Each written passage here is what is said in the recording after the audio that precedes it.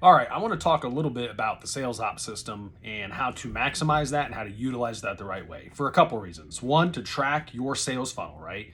All the activity that we do, we've discussed DPA, dollar producing activities.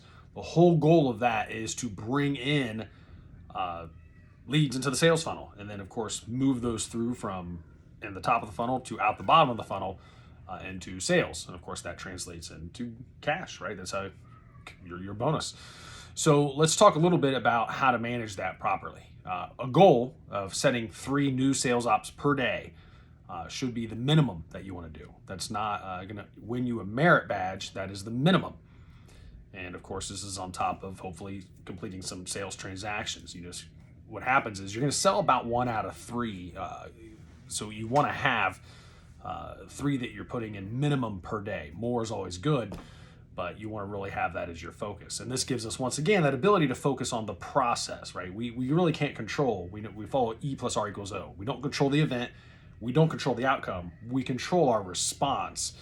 And how we do that with a response is by taking action that's moving us forward. So in that case, right, creating sales ops is what we want to do.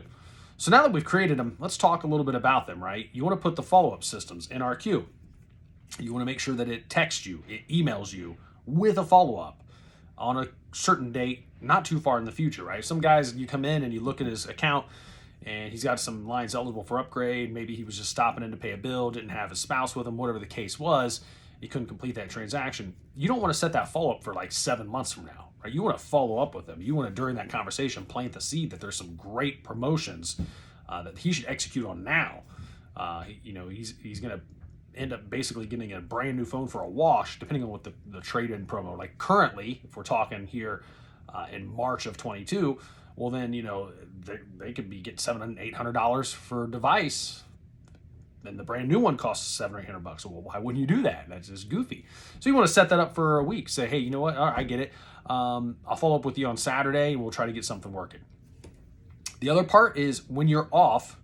Right, so that's kind of your leads, right? That's managing your funnel from the phone calls, from people that come in the store, from people you know.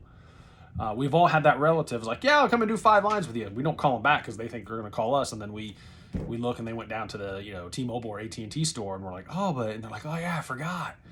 Don't take for granted the people that are even in your Franks list, your sphere of influence. So setting those sales ops, managing them, updating them as they go. Do they move from initial contact to appointment set with the buyer to decision made, and now they're coming in, scheduling an appointment. So that would help you manage your business. Now the other part is, let's say you're off. Let's say you talk to that guy on Monday, and you put everything into place, and he comes in Wednesday, but you're off Wednesday. Well, this way, whoever's covering for you will understand that that was your deal. They're going to help you. And depending on the amount of work they have to do, obviously they would either do a split or not do a split. And that's kind of the culture, and that's a call we want to have with each other. If you had talked to this person and been very thorough, and they walk in and the phone sitting there with all the accessories and everything's just kind of set aside for them, and all that person has to do is ring them out, probably not a great way to say, hey, okay, that was a split, unless it cost them something else. But let's just be real about that. Let's be respectful with each other on that. Now, if they have to come in and you created that lead, but really that's all that got done, and then they've got to kind of bring it home, well, then obviously they would be earning of a split for that. So we want to make sure that we are able to honor each other's time there. And the other part is scheduling appointments with your sales ops. So put some expectation that you're going to be reaching back out to them and try to get some commitment with them. And I find it best to use an either or method. So if you're calling Mr. Frank, and Mr. Frank has 3 lines eligible for upgrade, think about adding a watch, and he's just running in to pay a bill real quick. It wasn't something that he could execute on right away. Well, then you would say to Mr. Frank, okay, great. What day works for you?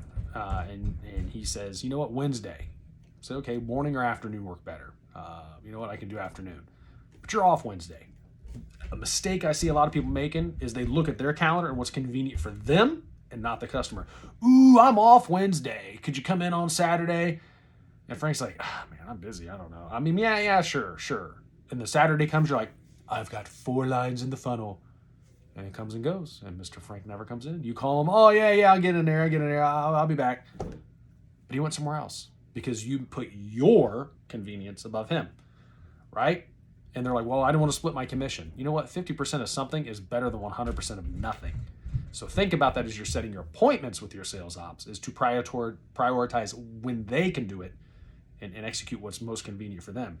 Previous leadership and some other stores, and even this store, was always like, schedule around this, and you can't come in until after 7, Mr. Customer. That's stupid. It's not like the customer doesn't have any other options to go buy Verizon. They can go buy Verizon, T-Mobile, AT&T, wherever, at a lot of different locations. You want to build that rapport so they feel it's going to work for you, but you've also got to give something to them and honor their time. So quit trying to schedule these appointments. If they're like, yeah, I can come in tomorrow. Oh, I'm off for the next 2 days. Can you come in Friday? I mean, you're killing the impetuous to get the device, right? A lot of people want to act once they decide, and then you're making it inconvenient. So end that practice immediately, right? And that's why we use sales ops. We create the sales ops, we take the notes. Hey, I won't be in on Wednesday, but you'll be in great hands with my associate here. I'm going to leave detailed notes of our conversation, and then, of course, we'll make sure everything is good to go. Oh, okay. Or don't even say great, Wednesday, about 2 o'clock, I'm going to put notes in the system. And if, I have to step out for lunch or something, you happen to get in a different time, we'll make sure everything's good to go for you. They feel the store supports them there. All right, guys, just a few quick tips on sales ops and how to properly manage them. Take care, and let's go crush it.